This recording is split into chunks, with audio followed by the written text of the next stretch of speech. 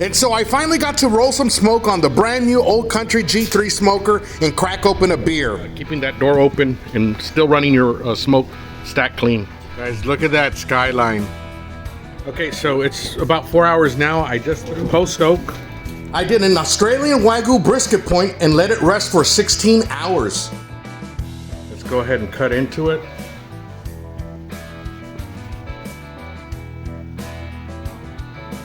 In this video, we'll show you the ins and outs of the cook and how well the G3 performed here on Al Lunacy Queuing. Welcome back, my good people. Here we are, our first long cook on the new Old Country G3 offset smoker. Today we're cooking a Jacks Creek Australian Wagyu brisket. Now, cooking a full packer brisket would be too much for my little family. So we are going to break it down into a few pieces and make the point only and save the rest for later. But before doing this, let me give you a bit of background history on the breed of cattle called Wagyu. Wagyu is a Japanese beef cattle breed. The word Wagyu is derived from the word wa, meaning Japanese, and gu, meaning cow. There are four main types of Wagyu breeds in Japan, which are Japanese black, Japanese brown, Japanese shorthorn, and Japanese pole. The main countries producing Wagyu beef are Japan, Australia, and the United States. Each of these countries have their own unique methods of raising Wagyu, which results in many different flavor profiles. In 1976, 4 Wagyu bulls, 2 black and 2 brown, were brought to the United States for crossbreeding with Angus and other American cattle stock. The first female Wagyu cows arrived in 1993, marking the first time full-blooded Wagyu could be bred here in the States.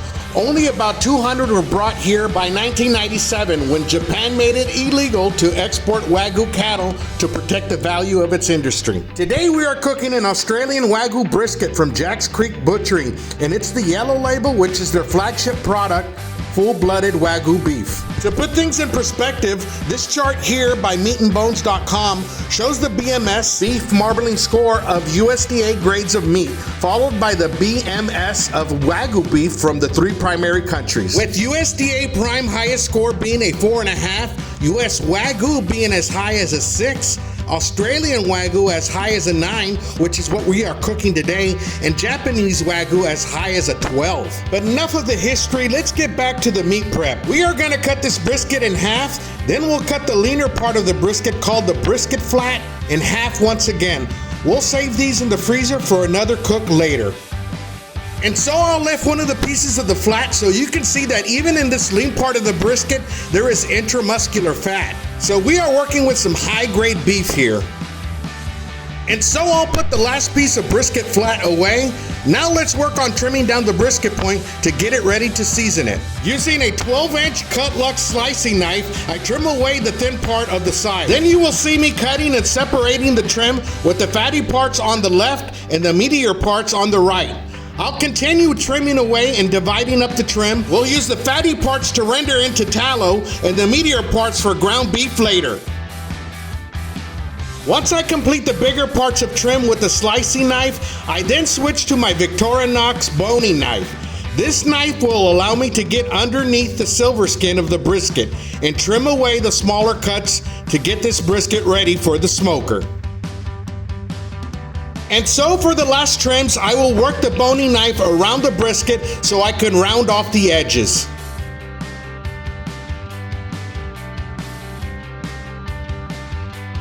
Here's a quick shot of some very nice marbling off this piece of trim.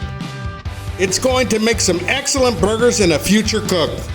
Today we will skip the binder and just be using Adam's Texas style smoked brisket rub.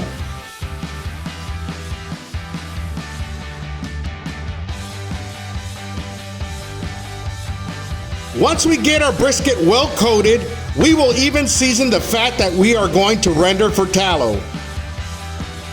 We are pretty much done here.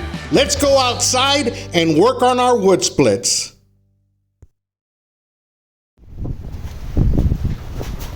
Hey guys, you guys remember this thing where I'd use it to split the wood splits in my early video days? Well, I still got it. I'm gonna go ahead and use it to split these wood. Get these split and we'll turn on the firebox on the new G3.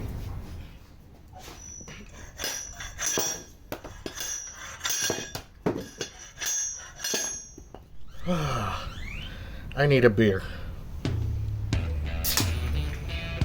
Okay, to get things started, Old Country Barbecue Pits recommends that you practice using the smoker before doing any extensive cooking on it. I was able to do that during the burn-in and on a few short cooks before cooking today's brisket. The G3's fire management should be handled a little differently from a normal offset because it being fully insulated makes it really efficient. With the door about 25% open and using 5 small wood splits, I was able to get the main chamber at 250 degrees Fahrenheit in about 30 minutes. Once our temperature stabilized on both sides, it was time to put our brisket in. We have our fat trimmings on a cast iron pan closer to the firebox to render some tallow, and look how the spring assist door feature makes it so much easier to open and close the main chamber door. Now the first split that we're gonna put is post oak. What I like doing sometimes when I'm using strictly wood for my smoking is I like to alternate one split post.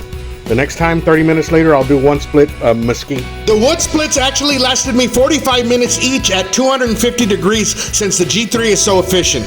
So slightly over 250, I'm sorry. Slightly over 250. We have the door the same way we had it before. You'll see the post oak wood split already on fire. Look at the cleanness of the fire or the smoke stack. Beautiful blue smoke.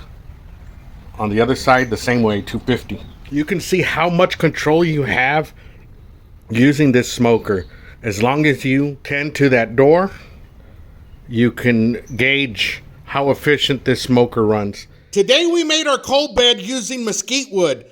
Mesquite wood is one of the densest hardwoods there is, and so it makes an excellent coal bed. I balance out its stronger sweet taste with splits of post oak.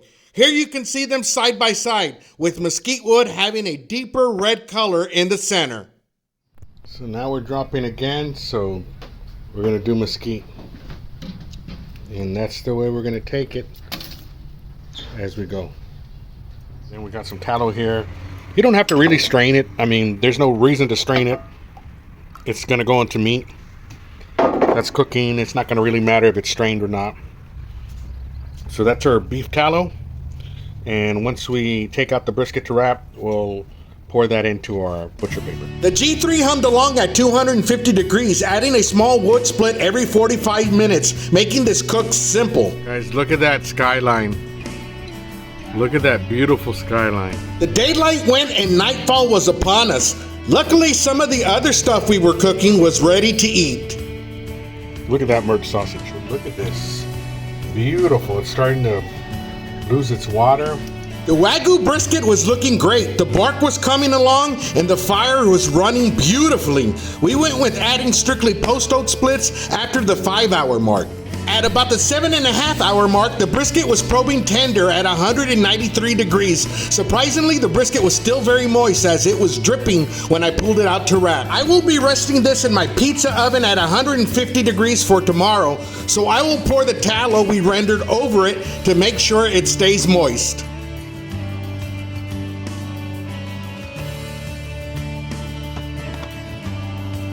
So 16 hours later, the next day, the brisket was very jiggly, but it sliced beautifully when we cut it open. Picking up one of the halves, you can see how moist even the inside was. And when we pulled one of the slices, it pulled super tender. Simply incredible. ooh, juice, look at that. Look at that, oh, rendered really well. Look at that. Success, guys. After eating a few slices, I was craving chopped brisket, so I sharpened my cleaver with my Priority Chef knife sharpener and chopped me up a few slices. It was the best chopped brisket I've ever had, with bits of bark all throughout the sandwich. I enjoyed it with some pickles, marinated onion, potato chips, and a jalapeno, a classic Texas chopped brisket plate. Well, my good people, I hope you enjoyed my first long cook on the Old Country Barbecue Pit's G3 offset. We'll be back soon with some more cooks. Don't forget to comment, like, and subscribe if you haven't already. Take care, and we'll see you again very, very soon.